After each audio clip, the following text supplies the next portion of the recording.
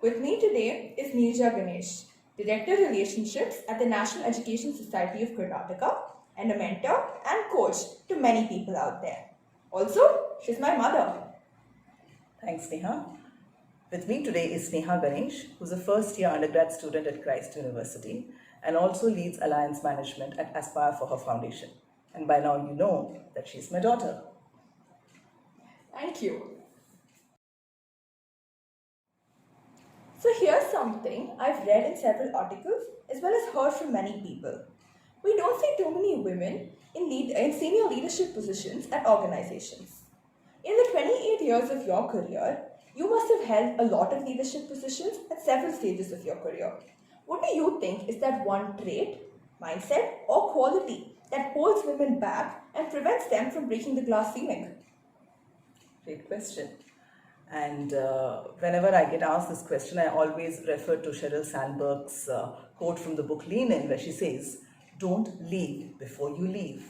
What she's trying to say is that many of the women, starting from the young girls, they kind of imagine the situations that they will be at when they grow in their careers, at the same time managing their personal life. And they assume that it's going to become harder. So if a very good challenging role comes their way, they will just imagine what all struggles they will have to go through, and hence deal with the pressures at home and at office. And they say, okay, fine, I think I will not be able to do this, so let me just leave this opportunity and look for something which is not that challenging. Well, they don't even know whether they will reach that position and have all those additional challenges. For example, in my own life, right, my father told me that when I get married, if the guy who comes to marry me says you should not work, then I should just not work. Well, if I had thought of it like that, then I would not even have started my career. But I told my father, okay, fine, we'll look at it when the guy comes, and then if he says you have to stop working, then we'll think about it. Let me start working now, because I had just finished my undergrad and I had gotten into a computer course because it was the boom of the IT industry. And I went ahead, and Sneha, it took 2.5 years into my career for your father to come by, and we got married. And then of course your father said, yeah, you can continue to work. So had I left, even before I started my career in 1992, then the opportunity to be in a career till 1995, which is when I got married, would have gone away. And that's the most important thing that a woman needs to keep in her mind, which is don't leave before you really have to leave. And because of that, when you are not in a very challenging role, what also happens is when you have to take a decision whether you have to manage work or you have to be at home, since the work is not so challenging, you say, okay, let me give that away and take care of the family or whatever situation is at home.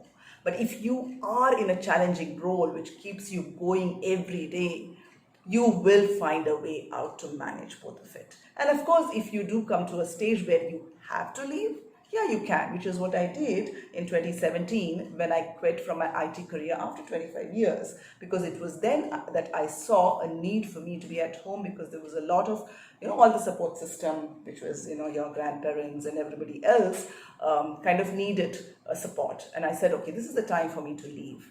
But I didn't leave completely. Though I quit my corporate life, I still continued doing something which kept me going. And within a month, I was, back into another role, which was to head the jobs for her foundation. So, quoting Sheryl Sandberg, don't leave before you leave. Sneha, I want to ask you something. So you have led so many key initiatives in school and college, and during the summer break, you got an internship at Aspire for our foundation. And after the 1 month internship, you became a social media strategist with them, and today you are leading alliance management for them. What is that one key mindset that today's girls need to have to become tomorrow's leaders? So I will tell you this from my personal experience and something that I have paid a lot of importance to. One thing that is very important for me is grabbing onto opportunities. Never let go of any opportunity that comes your way, however small or however big, because you never know when that's going to transition into something really huge. The internship that I began at Aspire for Foundation is an apt example of that. One message or one key mindset that I think every girl needs to have in her, as if she needs to become a leader of tomorrow, is this ability to grab onto opportunities. To not hold back saying, oh, what if I may not be able to do it? Or just imagining a fear of not being successful in a particular role or opportunity they take on. It does not matter what's going to happen. Take it on because it's coming your way. Take it on as a challenge. Go and have fun. It's okay. You may just end up learning something.